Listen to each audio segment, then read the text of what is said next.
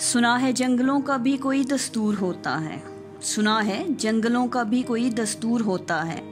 सुना है शेर का जब पेट भर जाए तो वो हमला नहीं करता, दरख्तों की घनी छाँवों में जाकर लेट जाता है। हवा के तेज़ झोंके जब दरख्तों को हिलाते हैं तो मैना अपने बच्चे छोड़कर कौवे के अंडों को अपने परों से थाम लेती है। सुना है घोंसले से कोई बच्चा गिर पड़े तो सारा जंगल जाग जाता है।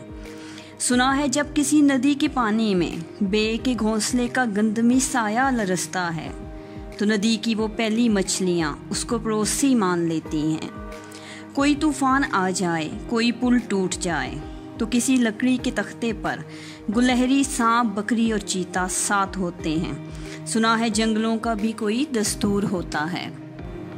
खुदावंदा जलीलो मोतबर, दाना ओ दीना, मुनसिफ ओ अकबर, मेरे इस शहर में अब जंगलों का ही कोई कानून नाफिज कर दे।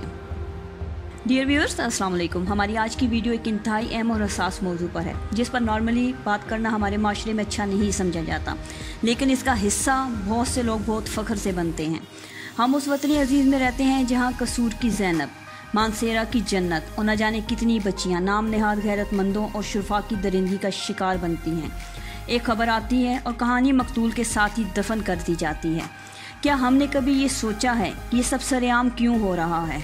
हम सब जानते और मानते हैं कि मीडिया हमारी नस्लों को ख़राब कर रहा है।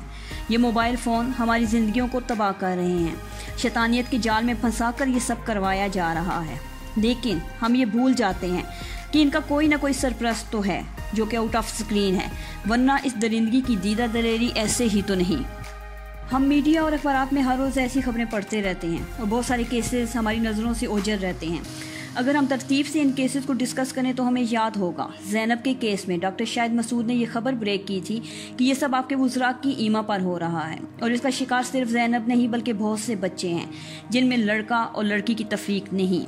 ये डार्क वेब का माफिया काम कर रहा है और हमारे वुज़रा इस माफिया को चला रहे हैं। उसके बाद डॉक्टर साहब को सच्चे झूठे मुकदमात में फंसाकर गिरफ्तार करवा दिया गया और एक करैक्टर सामने लाया गया और उसे ज़ैनब केस में सजा दिलवाकर इस जज्बाती और बेवकूफ़ कौम को मुतमईन कर दिया गया। ये वो मुल्क है जहाँ ना गली में खेलते बच्चे महफूज हैं और ना ही रिश्तेदारों के ज़ेरे कफालत। यहाँ न अस्पताल में बिस्तर मर्ग पर लड़की और ना वफात पाने वाली और दफनाई जा चुकी औरत। यहाँ न जेलों में कोई महफूज है और न यतीम खाने की सूरत में दारुल अमान में पनाह लेने वाली बच्चियाँ।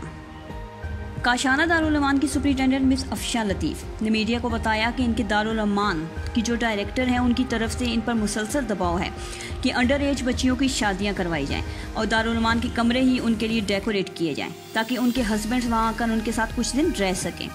इनकार पर इन्हें संगीन नताइज की धमकियां दी गईं तो उन्होंने वज़ीर आला उस्मान बुज़दार साहब को ख़त लिखा जिसका कोई रिस्पांस ना आया और रिस्पांस ना आने की सूरत में उन्होंने 9 अगस्त को चेयरमैन एंड मुआयना टीम वज़ीर आला पंजाब को ख़त लिखा जिस पर नदीम वराइस साहब ने उनके ऑफिस आकर इन्हें डराया धमकाया और विदाउट परमिशन दारुल अमान के कमरों और बाकी जगहों पर घूमता रहा और फाइनली 16 अगस्त को इन्हें नौकरी से फारग कर दिया गया। ताज़ा तरीन इतलात के मुताबिक वो और उनका हस्बैंड इस जुर्म की पादाश में इस वक्त जेल में है कि उन्होंने आला हुकाम और वज़रा के हुक्म अदूली क्यों की। ये बात किसी से ढकी छुपी नहीं कि जेलें और दारुल अमान इसी मकसद के लिए इस्तेमाल किए जाते हैं क्योंकि बेसहारा लड़कियां इनका सबसे आसान टारगेट हैं। हम ये तो नहीं कहते कि जो कुछ मिस अफशा लतीफ़ ने बोला सब सच है, मगर इस मामले की गैर जानिबदाराना तहकीकात ज़रूर होनी चाहिए और हमारा चीफ जस्टिस ऑफ पाकिस्तान से ये अपील है कि इसका सो मोटो नोटिस लिया जाए ताकि असल हकीकत सामने आए। हम बेहैसियत कौम हर दफ़ा ऐसा कोई वाक़या होने की सूरत में एक पिटीशन साइन कर देते हैं, लेकिन सिस्टम वहीं का वहीं रहता है, उसके कान पर जूं तक नहीं रेंगती। हमें अब इस पर पिटीशन नहीं बल्कि एक लॉ चाहिए ताकि इन बदबूदार अनासिर को कैफरे किरदार तक पहुंचाया जा सके और फिर कोई जन्नत दुश्मनी का शिकार होकर 4 दिन तक जंगल में भूखी प्यासी सिसक का जान की बाजी ना हारे। फिर कोई लड़का या लड़की मदरसे या मस्जिद के मौलवी की ज़्यादती का शिकार ना हो। फिर कोई ज़ैनब 7 दिन तक जुल्म और ज़्यादती का निशाना ना बने।